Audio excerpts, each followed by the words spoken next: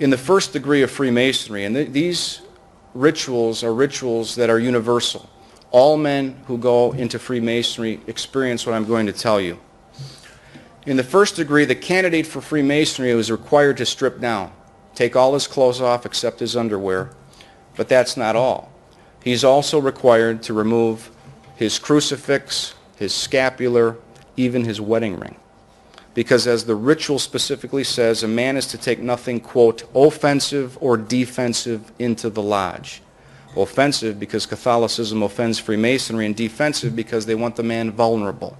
They do not want him to have a spiritual offense. Also, a noose is placed around the man's neck, and this noose symbolizes his attachment to the profane world, his former religion.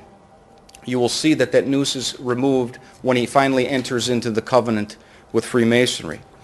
A blindfold is also placed on his eyes, and he is declared to be in a state of spiritual darkness. They said, this is Mr. John Salza, who's long been in darkness and now seeks to be brought to light. Well, I only had the blindfold on for a couple of minutes. They were obviously talking about the fact that even though I was baptized into the light of Jesus Christ, I was in a state of spiritual darkness. And then when the man comes into the lodge, he's received on the point of a sharp instrument, piercing his naked left breast. And they say that as this is an instrument of torture to your flesh, so should the recollection of it be to your conscience should you ever violate your secrets in Freemasonry. This is an intimidation tactic that's used even in satanic rituals. Freemasonry sets the tone early right away that this is a secret organization.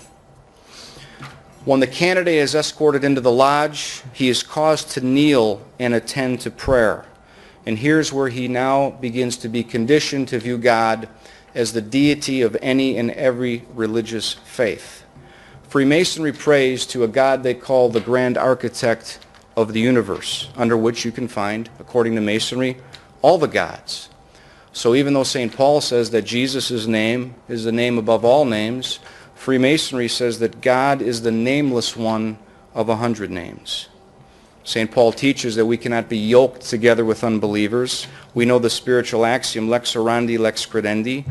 That's because if we pray with Masons, we will begin to believe like Masons.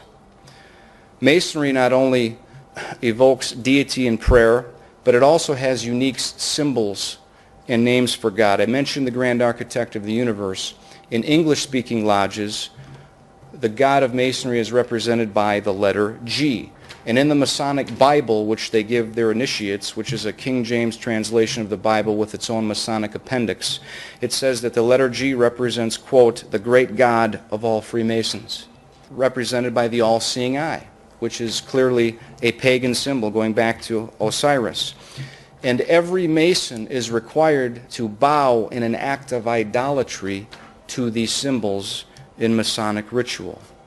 So Freemasonry, through the use of these unique names, unique symbols, and unique prayers, seeks to unite men into a spiritual brotherhood, and also the deities of all these religions into a spiritual Godhead. This is a monstrous form of syncretism.